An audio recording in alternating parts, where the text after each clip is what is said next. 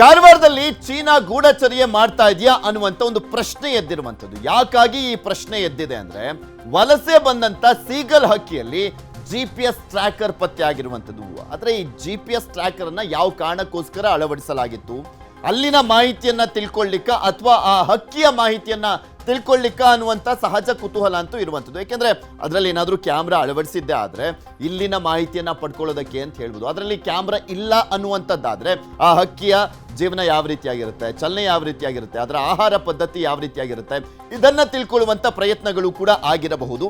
ನೋಡೋಣ, ಅದ್ರ ಬಗ್ಗೆ ಮಾಹಿತಿಯನ್ನ ಕೊಡ್ತಾ ಹೋಗ್ತೀವಿ ನಿಮಗೆ. ನೌಕಾನೆಲೆ ಅಕ್ಕಪಕ್ಕದಲ್ಲೇ ಪತ್ತೆ ಆಗಿರುವಂಥದ್ದು GPS ಹಕ್ಕಿ. ನೌಕಾನೆಲೆಯ ಪಕ್ಕದಲ್ಲೇ ಪತ್ತೆ ಆಗಿರುವಂಥದ್ದು ಇದು GPS ಹಕ್ಕಿ, ಸೀಗಲ್ ಹಕ್ಕಿ. ಹಕ್ಕಿಯ ಮೇಲೆ ಚೀನಾ ವಿಜ್ಞಾನ ಅಕಾಡೆಮಿಯ ಟ್ರ್ಯಾಕರ್ ಇದೆ. ಚೀನಾ ವಿಜ್ಞಾನ ಅಕಾಡೆಮಿಯ ಟ್ರ್ಯಾಕರ್ ಇರುವಂಥದ್ದು. ಕಳೆದ 2 ವರ್ಷಗಳಲ್ಲಿ 2 GPS ಹಕ್ಕಿಗಳು ಪತ್ತೆ ಆಗಿದ್ದಾವೆ. ಕಳೆದ ವರ್ಷ ಹದ್ದಿಗೆ GPS ಟ್ರ್ಯಾಕರ್ ಅನ್ನ ಅಳವಡಿಸಲಾಗಿತ್ತು. ಈ ಬಾರಿ ಸೀಗಲ್ ಹಕ್ಕಿಯ ಮೇಲೆ GPS ಟ್ರ್ಯಾಕರ್ ಅನ್ನ ಅಳವಡಿಸಲಾಗಿದೆ. ನಿನ್ನೆನೆ GPS ಟ್ರ್ಯಾಕರ್ ತೆಗೆದಿರುವಂತ ಅಧಿಕಾರಿಗಳು ಸದ್ಯ ಮರೀನ್ ಅರಣ್ಯ ವಿಭಾಗದಲ್ಲಿ ಸೀಗಲ್ ಹಕ್ಕಿ ಸೇಫ್ ಆಗಿದೆ. ಆ ಹಕ್ಕಿನೂ ಕೂಡ ಸೇಫ್ ಆಗಿದೆ. ಆ GPS ಟ್ರ್ಯಾಕರ್ ಅನ್ನ ತೆಗೆದಿದ್ದಾರೆ ಅಧಿಕಾರಿಗಳು. ಪೊಲೀಸ್ ಇಲಾಖೆ ಹಾಗೂ ನೌಕಾದಳದಿಂದ ತನಿಖೆಯನ್ನ ಮಾಡಲಾಗ್ತದೆ. ಕಾರವಾರದಲ್ಲಿ ಬೇಹುಗಾರಿಕೆ ಮಾಡ್ತಾ ಇದೆಯಾ ಚೀನಾ ಅನ್ನುವಂಥ ಪ್ರಶ್ನೆ ಇದೆ. ನೌಕಾನೆಲೆ, ಕೈಗಾ ಸ್ಥಾವರ, ಡ್ಯಾಮ್ಗಳ ಮಾಹಿತಿ ರವಾನೆ ಏನಾದರೂ ಮಾಡಲಾಗ್ತಾ ಇದೆಯಾ? ಚೀನಾ ವಿಜ್ಞಾನ ಅಕಾಡೆಮಿ ಸಂಪರ್ಕಿಸ್ತಾ ಇರುವಂಥದ್ದು ಅಧಿಕಾರಿಗಳು. ನಾನು ಹೇಳ್ತಾ ಇದ್ನಲ್ಲ, ಇಲ್ಲಿ ಪ್ರಮುಖವಾಗಿ ಈ GPS ಟ್ರ್ಯಾಕರ್ ಅನ್ನುವಂಥದ್ದು ಬೇರೆ ಬೇರೆ ರೀತಿಯಲ್ಲೂ ಕೂಡ ಇರ್ತವೆ. ಚೀನಾ ವಿಜ್ಞಾನ ಅಕಾಡೆಮಿಯ ನೇಮ್ ಕೂಡ ಅದರಲ್ಲಿ ಇರುವಂಥದ್ದು. ಕೆಲವೊಂದ್ಸಲಿ ಏನಾಗುತ್ತೆ ಅಂದರೆ ಆ ಪಕ್ಷಿಗಳ ಬಗ್ಗೆನೂ ಕೂಡ ಅಧ್ಯಯನವನ್ನು ಮಾಡಲಾಗ್ತಾ ಇರುತ್ತೆ. ನಾನು ಹೇಳ್ತಾ ಇದ್ನಲ್ಲ ಆರಂಭದಲ್ಲಿ, ಆ ಪಕ್ಷಿಯ ಚಲನೆ, ಅದರ ಜೀವನ ಯಾವ ರೀತಿಯಾಗಿರುತ್ತೆ, ಅದರ ಆಹಾರ ಪದ್ಧತಿ ಯಾವ ರೀತಿಯಾಗಿರುತ್ತೆ, ಎಷ್ಟು ಎತ್ತರದವರೆಗೂ ಹಾರಬಹುದು, ಅದು ಏನೇನೆಲ್ಲ ಮಾಡುತ್ತೆ, ಅದ್ರ ಬಗ್ಗೆನೂ ಕೂಡ ಮಾಹಿತಿಯನ್ನು ಕಲೆಕ್ಟ್ ಮಾಡುವಂಥ ಸಾಧ್ಯತೆಗಳಿರ್ತವೆ. ಅದ್ರ ಬಗ್ಗೆ ಅಧ್ಯಯನ ಮಾಡುವಂಥ ನಿಟ್ಟಿನಲ್ಲಿ. ಇಲ್ಲ ಅಂದರೆ ಬೇಹುಗಾರಿಕೆಗೂ ಕೂಡ ಬಳಸ್ಕೊಳ್ಳಾಗ್ತಾ ಇರುತ್ತೆ. ಅದರಲ್ಲಿ ಕ್ಯಾಮ್ರಾ ಇದ್ದಿದ್ದೇ ಆದರೆ ದೊಡ್ಡ ಮಟ್ಟದಲ್ಲಿ ಪ್ರಶ್ನೆಗಳು, ಇದು ಗೂಢಚರ್ಯನೇ ಅನ್ನುವಂಥ ಪ್ರಶ್ನೆಗಳಂತೂ ಸಹಜವಾಗಿ, ಅನುಮಾನಗಳಂತೂ ಮೂಡ್ತವೆ. ಇದ್ರ ಬಗ್ಗೆ ಇನ್ನಷ್ಟು ಮಾಹಿತಿಯನ್ನ ಕೊಡ್ತಾ ಹೋಗ್ತಾರೆ ನಮ್ಮ ಉತ್ತರ ಕನ್ನಡದ ಪ್ರತಿನಿಧಿ ದರ್ಶನ್ ನಾಯಕ್ ನಮ್ಮ ಜೊತೆ ನೇರ ಸಂಪರ್ಕದಲ್ಲಿ ಜಾಯ್ನ್ ಆಗಿದ್ದಾರೆ. ದರ್ಶನ್, ಆ GPS ಟ್ರ್ಯಾಕರ್ ಇರುವಂತ ಹಕ್ಕಿ ಪತ್ತೆ ಆಗಿದೆಯಲ್ಲ, ಅದರಲ್ಲಿ ಕ್ಯಾಮ್ರಾ ಏನಾದರೂ ಇದೆಯಾ? ಏನು ಅನುಮಾನಗಳನ್ನ ವ್ಯಕ್ತಪಡಿಸ್ತಾ ಇದ್ದಾರೆ ಅಲ್ಲಿನ ಅಧಿಕಾರಿಗಳು? ಈಗಾಗಲೇ ಉತ್ತರ ಕನ್ನಡ ಜಿಲ್ಲೆಯ ಕಾರವಾರದಲ್ಲಿ ಆತಂಕದ ವಾತಾವರಣ ಸೃಷ್ಟಿಯಾಗಿರುವಂತದ್ದು ನಿನ್ನೆಯಿಂದ. ಯಾಕಪ್ಪ ಅಂದ್ರೆ ಇನ್ನು ಸೀಗಲ್ ಹಕ್ಕಿಯಲ್ಲಿ GPS ಟ್ರ್ಯಾಕರ್ ಅಳವಡಿಕೆ ಒಂದು ಸೀಗಲ್ ಹಕ್ಕಿ ಈಗ ಪತ್ತೆಯಾಗಿರುವಂತದ್ದು. ಇದು ಉತ್ತರ ಕನ್ನಡ ಜಿಲ್ಲೆಯ ಕಾರವಾರದ ರವೀಂದ್ರನಾಥ ಕಡಲ ತೀರದ ಆಸುಪಾಸಿನಲ್ಲಿ ಸಿಕ್ಕಿರುವಂತದ್ದು. ಪಕ್ಕದಲ್ಲೇ ಇನ್ನು ಕಾರವಾರ ಕದಂಬ ನೌಕಾನೆಲೆ ಕೂಡ ಇದ್ದಿರುವಂತದ್ದು. ಈ ಹಿನ್ನೆಲೆಯಲ್ಲಿ ಸಾಕಷ್ಟು ಆತಂಕ ಮತ್ತು ಸಾಕಷ್ಟು ಸಂಶಯಕ್ಕೆ ಕಾರಣ ಆಗಿರುವಂತದ್ದು. ಯಾಕಂದ್ರೆ ಕಳೆದ ವರ್ಷ ಕೂಡ ರಣ ಹದ್ದಿಗೆ ಒಂದು GPS ಟ್ರ್ಯಾಕರ್ ಅನ್ನ ಅಳವಡಿಸಿ ಬಿಡಲಾಗಿತ್ತು. ಇದು ಕೂಡ ಉತ್ತರ ಕನ್ನಡ ಜಿಲ್ಲೆಯ ಕಾರವಾರದ ರವೀಂದ್ರನಾಥ್ ಕಡಲ ತೀರ ಆಗಿರ್ಬೋದು, ಆಸುಪಾಸಿನಲ್ಲಿ ಸಿಕ್ಕಿತ್ತು.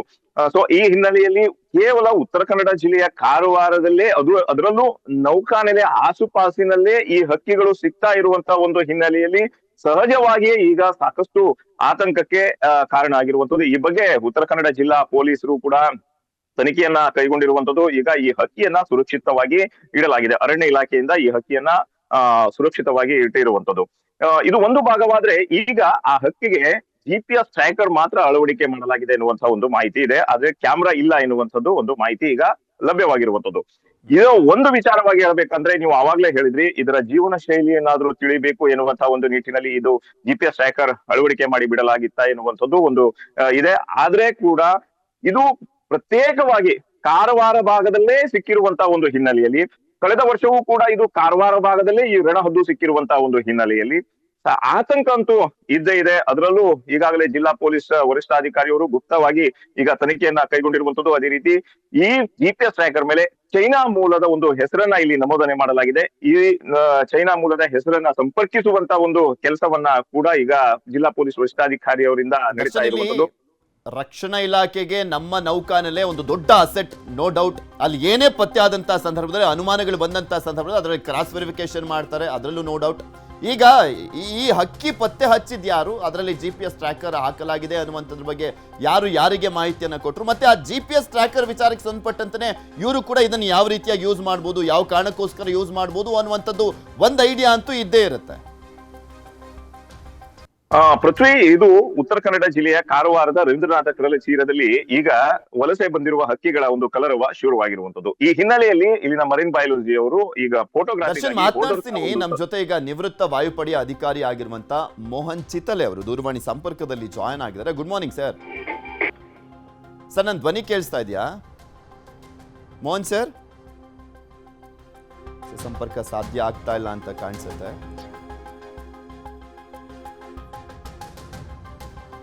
ಮೋಹನ್ ಸರ್, ನನ್ನ ಧ್ವನಿ ಕೇಳಿಸ್ತಾ ಇದೆಯಾ? ಸರ್, ಈಗ GPS ಟ್ರ್ಯಾಕರ್ ಇರುವಂತ ಸೀಗಲ್ ಹಕ್ಕಿ ಪತ್ತೆ ಆಗಿದೆಯಲ್ಲ ಕಾರವಾರದಲ್ಲಿ, ಅದನ್ನು ಹೇಗೆ ನೋಡ್ತಾ ಇದ್ದೀರಾ ನೀವು? ಹೇಗೆ ನೋಡ್ಬೋದು ಅದನ್ನ? ಗೂಢಚರ್ಯೆ ಅಂತ ಅನ್ಕೊಬೇಕಾ ಅಥವಾ ಬೇರೆ ಏನಾದರೂ ಆ ಹಕ್ಕಿಯ ವಿಚಾರಕ್ಕೆ ಸಂಬಂಧಪಟ್ಟಂತೆ ತಿಳಿದುಕೊಳ್ಳುವಂತ ಪ್ರಯತ್ನ ಅನ್ಕೊಬೇಕಾ? ನೋಡಿ, ನಿನ್ನೆ ನಡೆದ ಘಟನೆ ಅಂದ್ರೆ ನಮ್ಮ ದಿವಂಗತ ಸಾಲ್ಮರದ ತಿಮ್ಮಕ್ಕ ಗಾರ್ಡನ್ ಅಂತ ಕಾರವಾರಿನ ದಡಿಯಲ್ಲಿ ಇದು ಒಂದು ಗಾರ್ಡನ್ ಇದೆ. ಅಲ್ಲಿಯ ಲೋಕಲ್ ರೆಸಿಡೆಂಟ್ಸ್ಗಳು ಒಂದು ಹಕ್ಕಿಯನ್ನ ವಿಚಿತ್ರ ಪರಿಸ್ಥಿತಿಯಲ್ಲಿ ಹುಡುಕಿದಾಗ ಹತ್ರ ಹೋಗಿ ಕಾರವಾರಿನ ಮರೈನ್ ಫಾರೆಸ್ಟ್ ಡಿಪಾರ್ಟ್ಮೆಂಟ್ ಕರೆಸಿ ಕಾರವಾರ ಪೊಲೀಸರನ್ನ ಕರೆಸಿ ಅದನ್ನ ವೀಕ್ಷಣೆ ಮಾಡಿದಾಗ ಈ ಹಕ್ಕಿ ಸೀಗಲ್ ಅಂತ ಗೊತ್ತಾಗಿದೆ. ಆ ಸೀಗಲ್ ಮೇಲೆ ಒಂದು GPS ಟ್ರ್ಯಾಕರ್ ಸ್ಟ್ರ್ಯಾಪ್ ಮಾಡಿ ಅದರ ಮೇಲೆ ಒಂದು ಸೋಲಾರ್ ಪ್ಯಾನಲ್, ಚಿಕ್ಕದ ಸೋಲಾರ್ ಪ್ಯಾನಲ್ ಕೂಡ ಇದೆ. ಮುಂದೆ ಬರೆದ ಇನ್ವೆಸ್ಟಿಗೇಷನ್ ನಲ್ಲಿ ಕಾರವಾರ ಪೊಲೀಸರು ತಿಳಿಸಿದರು, it is a Chinese academy of science ಅಂತ ಇದೆ. ಸಾಧಾರಣತಃ research centre for eco environmental science China ಇದೆ.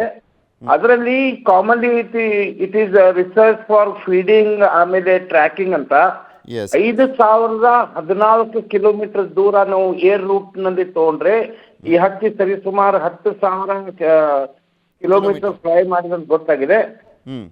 ಬೇಸಿಕಲಿ ಹಂಗೆ ನೋಡುವಾಗ commonly we can say that it is A part of N study ಅಂತ. ಆದರೆ ಆಪರೇಷನ್ ಸಿಂಧೂರ್ ನಂತರ ಲಾಸ್ಟ್ ಮಂತ್ ಕೂಡ ನವೆಂಬರ್ ತಿಂಗಳಲ್ಲಿ ಒಂದು ಹದ್ದು ಅಂತ ಒಂದು ಹಕ್ಕಿ ಇದೆ. ಹಕ್ಕಿನೂ ಕೂಡ ಅಲ್ಲಿ ಕಾಣಿಸ್ಕೊಂಡಿತ್ತು, ಅದನ್ನ ಟ್ರ್ಯಾಕಿಂಗ್ ಕೂಡ ಮಾಡಿತ್ತು. ನವಾಲ್ ಬೇಸ್ ಇದೆ. ಸ್ಟ್ರಾಟಜಿಕಲಿ ಇದು ನಮಗೆ ಡಿಫೆನ್ಸ್ ರಿಸರ್ಚ್ ಅಲ್ಲಿ ತುಂಬಾ ಇಂಪಾರ್ಟೆಂಟ್ ಪಾರ್ಟ್ ಅನ್ನ ಪ್ಲೇ ಮಾಡ್ತದೆ. ಯಾಕಂದ್ರೆ ಮುಂಬೈ ಏನು ನವಾಲ್ ಬೇಸ್ ಇದೆ ಅದು it is open for commercial ಮತ್ತು ಡಿಫೆನ್ಸ್ ಎಲ್ಲೂ ಕೂಡ. ಆದ್ರೆ ಕಾರವಾರದಲ್ಲಿ ಇರುವ ನವಾಲ್ ಬೇಸ್ ಇದೆ ಸ್ಟ್ರಾಟಜಿಕಲಿ ನಮ್ಗೆ ತುಂಬಾ. ಮೋಹನ್ ಸರ್, ಬೇರೆ ಕಡೆ ಪತ್ತೆ ಆಗಿದ್ದಿದ್ರೆ ಅಷ್ಟೊಂದು ಅನುಮಾನಗಳು ಬರ್ತಾ ಇರಲಿಲ್ಲ. ಆದ್ರೆ ಇದು ಅಂದ್ರೆ ನೌಕಾದಳ ಇರುವಂತ ನೌಕಾಪಡೆಗಳಿರುವಂತ ಕಾರವಾರದಲ್ಲೇ ಸಿಕ್ಕಿರುವಂತದ್ದೇ ಸಹಜವಾಗಿ ಅನುಮಾನಗಳಿಗೆ ಮತ್ತಷ್ಟು ಪ್ರಶ್ನೆಗಳಿಗೆ ಕಾರಣ ಆಗ್ತಿರೋದು. ಅದೇ ನಾನು ಹೇಳ್ತಾ ಇದ್ದೇನೆ ನೋಡ್ರಿ, ಚೈನಾ ಒಂದು ತುಂಬಾ AI ನಲ್ಲಿ ಅಡ್ವಾನ್ಸ್ಡ್ ಟೆಕ್ನಾಲಜಿ ಉಳ್ಳ ದೇಶ ಇರೋದ್ರಿಂದ ಮತ್ತೆ SPRs ನಲ್ಲಿ ಅವ್ರು ತುಂಬಾ ಎತ್ತಿದ ಕೈ. ಆಮೇಲೆ ಇಂಥ ಎಲ್ಲ ಕೃತ್ಯಗಳು ಅವ್ರು ಮಾಡ್ತಾನೆ ಇರ್ತಾರೆ.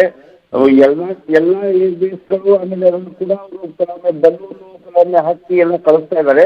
ಬೇಸಿಕಲಿ ಫಸ್ಟ್ ಹ್ಯಾಂಡ್ ಇನ್ಫಾರ್ಮೇಶನ್ ಇದು ಸೈಂಟಿಫಿಕ್ ಇನ್ವೆಸ್ಟಿಗೇಷನ್ ಇದ್ರೂ ಕೂಡ ಇದ್ರ ಬಗ್ಗೆ ವ್ಯಾಪಕ ಚರ್ಚೆ ಮಾಡಿದಾಗ ನನಗೆ ಡೌಟ್ ಬರ್ತಾ ಇದೆ, ಇಂಥ ಇನ್ನೂ 4-5 ಹಕ್ಕಿಗಳು ಅವರು ಬಿಟ್ಟಿರ್ಬೋದು. ಅಲ್ಲಿಂದ ಫೋಟೋಗ್ರಾಫ್ ಕ್ಯಾಪ್ಚರ್ ಮಾಡಿ ನಲ್ಲಿ ಏನೇನು ಚಟುವಟಿಕೆಗಳು ನಡೀತಾ ಇದ್ದಾವೆ ಅದನ್ನೆಲ್ಲ ಡೇಟಾ ಕಲೆಕ್ಷನ್ ಮಾಡಿ ಚೈನಾಗೆ ಅವರು ಒದಗಿಸಬಹುದು ಅಂತ ಅನಿಸ್ತಾ ಇದೆ. ಯಾಕಂದ್ರೆ ಡಿಫೆನ್ಸ್ ಫೋರ್ಸ್ ನಲ್ಲಿ 2014 ನಂತರ ಏನು ಭಾರತ ಸದೃಢ ಆಗಿದೆ. ಆಮೇಲೆ ಚೈನಾ ಮತ್ತೆ ಪಾಕಿಸ್ತಾನಿನ ಏನು ಫ್ರೆಂಡ್ಶಿಪ್ ಬೆಳೀತಾ ಇದೆ.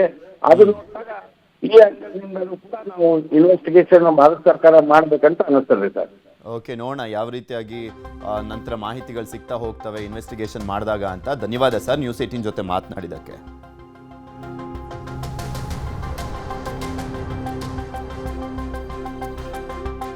ಸೀಗಲ್ ಹಕ್ಕಿಯ ವಿಚಾರಕ್ಕೆ ಸಂಬಂಧಪಟ್ಟಂತೆ ಒಂದ್ ಕಡೆ ಆ GPS ಟ್ರ್ಯಾಕರ್ ಈಗ ಸಿಕ್ಕಿದೆಯಲ್ಲ, ಅದ್ರ ಬಗ್ಗೆ ತನಿಖೆಯನ್ನ ಮಾಡಲಾಗ್ತಾ ಇರುವಂತದ್ದು. ಮತ್ತು ಒಂದ್ ಕಡೆ ಆ ಒಂದು ಚೀನಾದ ಅಕಾಡೆಮಿ ಸೆಂಟರ್ದು ನೇಮ್ ಇದೆಯಲ್ಲ, ಅವರನ್ನು ಕೂಡ ಕಾಂಟ್ಯಾಕ್ಟ್ ಮಾಡುವಂತ ಪ್ರಯತ್ನವನ್ನ ಮಾಡಲಾಗ್ತದೆ.